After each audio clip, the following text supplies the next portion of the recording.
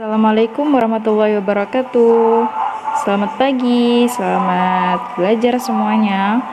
Di sini sudah berkesempatan untuk menjelaskan surat Al-Zalzalah, Al-Quran, materi Al-Quran, mata pelajaran Al-Quran Hadis kelas 3.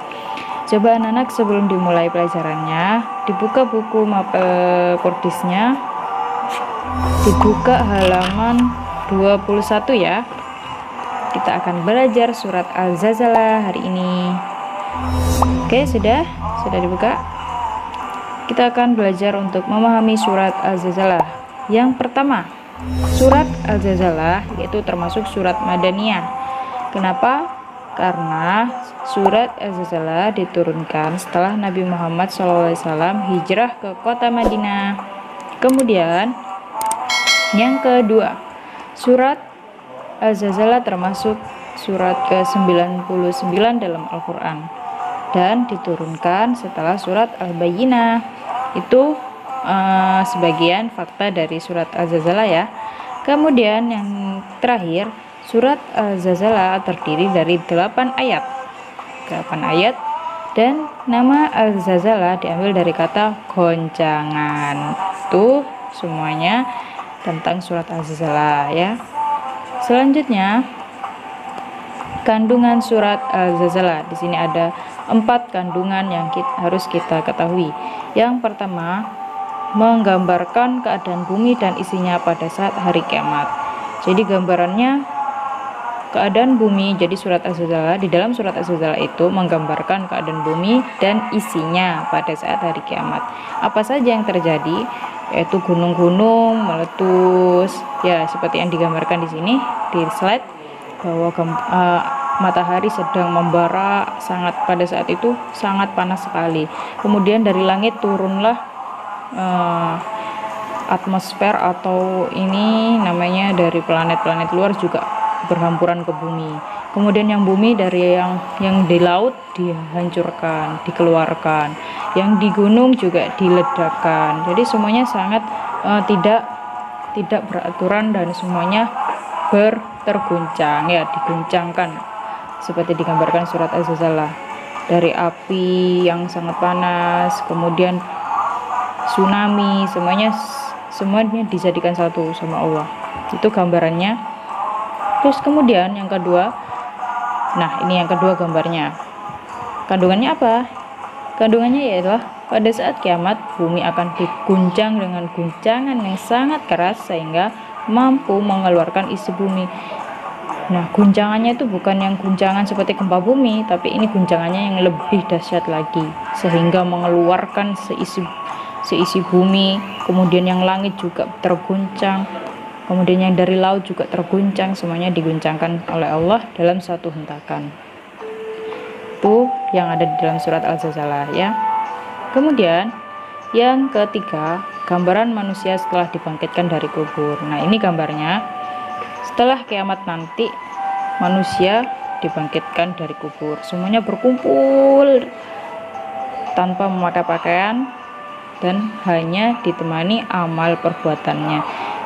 Ketika nanti dibangkitkan dari alam kubur, kita tidak mencari mana ibuku, mana ayahku, tidak. Tapi yang mereka pikirkan adalah bagaimana caranya aku selamat dari bisa melewati jembatan Shiratal Mustaqim. Itu yang diberikan.